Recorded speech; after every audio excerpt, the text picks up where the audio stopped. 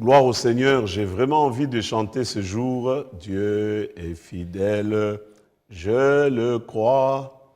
Dieu est fidèle, je le crois, car sa parole me les confirme. Dieu est fidèle et je dois compter sur lui. Dieu est fidèle, je le crois. Dieu est fidèle, je le crois. Par sa parole, il me le dit. Dieu est fidèle et je dois compter sur lui. Gloire à Dieu. Écoutez, je ne suis pas un bon chanteur, mais ça, c'est la confession de ma foi ce jour. Dieu est tellement fidèle, je confiance en lui parce qu'il ne décevra jamais.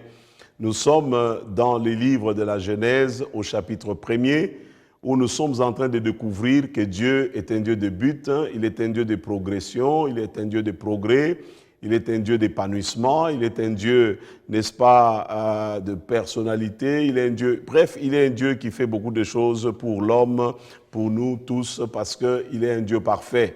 Il prend soin de chacun de nous et il veille au moindre détail de nos vies. Il connaît même le nombre de nos cheveux et vous devez vous en rassurer. S'il n'était pas bon, il n'allait même pas se soucier de chacun de nous. La Bible déclare, nous valons plus que les moineaux, nous valons plus que les herbes des champs qui apparaissent et qui sèchent le lendemain. Mais donc Dieu veille sur nous, il prend soin de nous. Nous étions convenus et nous sommes convaincus, nous chrétiens, que Dieu qui a commencé cette bonne œuvre du salut, des rédemptions en chacun de nous, selon l'apôtre Paul aux Philippiens chapitre 1er, les versets 6e et les versets 10e, Dieu qui a commencé va développer cela. Il va parachever, il va compléter, il va rendre parfaite parce qu'il est un Dieu de perfection, il est un Dieu parfait, il est un Dieu de sagesse, il veille sur chacun de nous. Et vous devez comprendre qu'il veille non seulement sur chacun de nous, mais il prend aussi soin de tout ce que nous appartenons, tout ce qui lui est à nous. Dieu veille sur ça, c'est très important. Il prend soin de nos vies jusqu'au moindre détail, il pourvoit suffisamment tous nos besoins. Et aussi, les livres de la Genèse nous révèlent que Dieu est une personnalité. Parce qu'il parle, il a la volonté, il a la volonté, il veut bénir, il pose des actes, il agit, il parle, parce qu'il est un Dieu de personnalité, un Dieu d'amour. Et à travers ce que nous voyons, l'univers créé par lui, ce monde si merveilleux, ce monde si extraordinaire, nous voyons vraiment que Dieu n'a jamais eu l'intention de faire du mal à l'homme. Il n'a jamais eu aucune intention de faire du mal à l'homme, ni de voir l'homme souffrir. C'est la raison pour laquelle il souffre lorsque nous souffrons, il gémit lorsque nous gémissons, et il vient compatir. Vous voyez, c'est un Dieu miséricordieux, un Dieu compatissant. J'aime toujours dire que la miséricorde de Dieu, c'est que nous étions dans la misère, et Dieu nous a lancé une corde pour nous tirer de cette affaire, nous tirer de la misère. Voilà pourquoi nous l'appelons les dieux miséricordieux. Donc, il prend plaisir à communier avec chacun de nous. Nous voyons dans les livres de la Genèse, chapitre 1er, lorsqu'il a créé l'homme et la femme à son image, à sa ressemblance, il a donné de la valeur à l'homme par rapport au reste des créatures. Nous voyons que Dieu, chaque soir, il communiait avec ces êtres qu'il avait créés, ces êtres si merveilleux qu'est l'homme et la femme. Donc, il est si proche de ces créatures et il est plein d'amour pour nous, ses enfants. Dieu parle, n'est-ce pas? Dieu voit, Dieu se réjouit de ses œuvres, Dieu est satisfait, il planifie et il accomplit.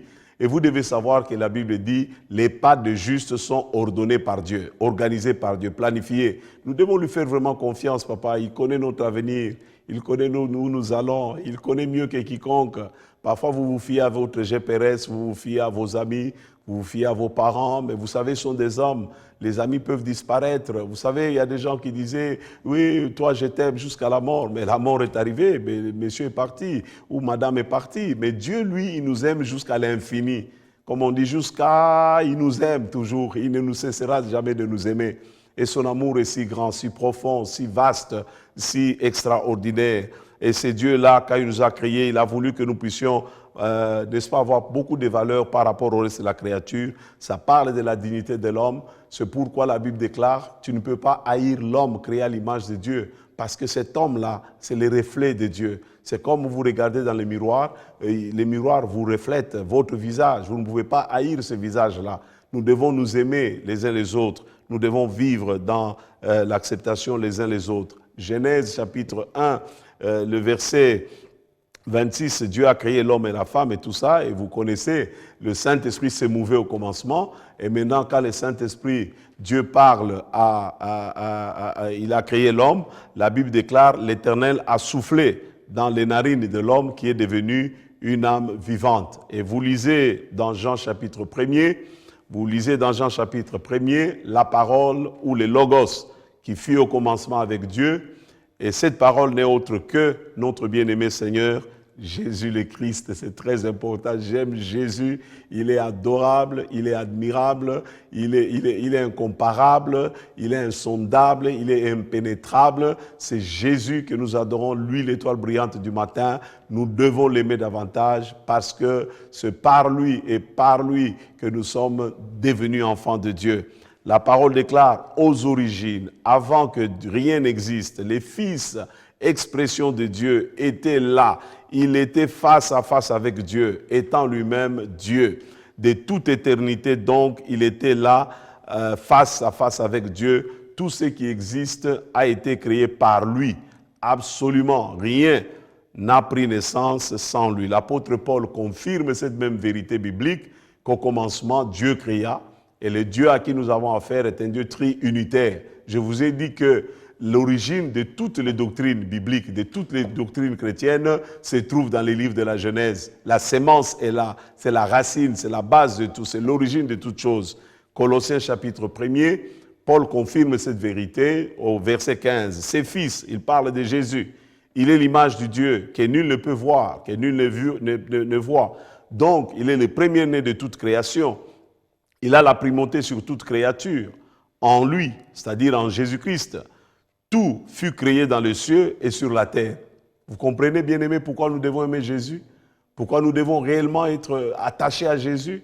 Parce que rien n'existe sans lui. Toutes choses ont été créées par lui. Et il a la primauté au-dessus de tout. Nous devons l'aimer. Il a dit, aimer, chercher premièrement le royaume des cieux. Nous devons le mettre en première position, en première place dans notre vie. L'univers tout entier, l'esprit et la matière, trône et seigneurie, autorité et puissance, oui, par lui et pour lui tout a été créé. Alléluia. Il était déjà là, bien avant toute chose. Par lui, tout l'univers est maintenu en vie. J'aimerais te dire aujourd'hui, frère, aujourd'hui, ma sœur, ta vie est maintenue par Dieu. Ce n'est pas par tes diplômes, ce n'est pas par ta beauté, ce n'est pas par ta famille, ce n'est pas par ton argent, ce n'est pas rien d'autre que par la volonté de Dieu. Si aujourd'hui il veut prendre ta vie, frère, vous irez en Suisse, vous irez en Norvège, vous irez en Amérique, vous rentrerez dans un cercueil. C'est Dieu qui maintient notre vie. Voilà pourquoi nous devons le craindre et nous devons l'aimer. Nous devons l'aimer, nous devons le respecter, nous devons marcher avec lui. La parole dit, par lui, tout l'univers est maintenu en vie. L'Église, c'est son corps. Lui seul en est la tête. Origine et principe.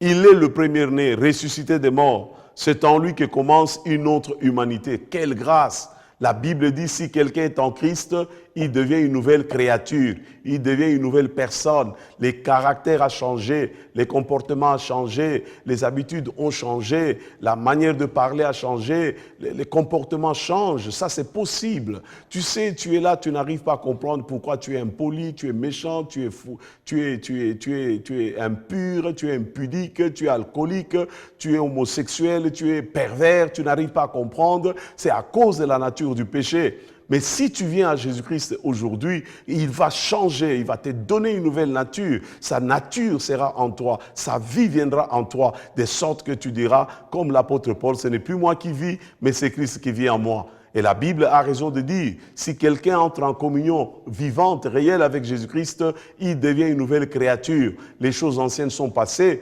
voici tout est devenu nouveau. Tu veux un changement dans ta vie? Tu veux une transformation dans ta vie? Viens à Jésus, il est fait. Il n'y a que lui qui peut le faire. Parce qu'il te connaît, c'est lui qui t'a créé. Il sait de quoi tu as été fait. Et il sait exactement où ça va mal pour réparer. Il est comme celui qui a créé, qui a inventé la montre que tu portes. Il n'y a que lui qui connaît pour telle pièce et telle pièce. Il connaît qu'est-ce qu'il faut faire pour que ça marche bien, etc., etc. Donc, ne fuis pas loin de ton Créateur. Il te connaît mieux que quiconque. Et tu ne peux pas vivre heureux en dehors de lui. Voilà pourquoi tu continues à courir dans les boîtes, tu continues à courir vers le péché, ta vie est insatisfaite, ta vie est déséquilibrée, tu n'es pas épanoui, tu accuses à gauche, à droite. C'est parce que tu n'es pas en relation avec l'auteur de la vie, la source de la vie. C'est pourquoi Jésus est venu. La Bible dit, car Dieu l'a décidé, toute la plénitude doit demeurer en Christ.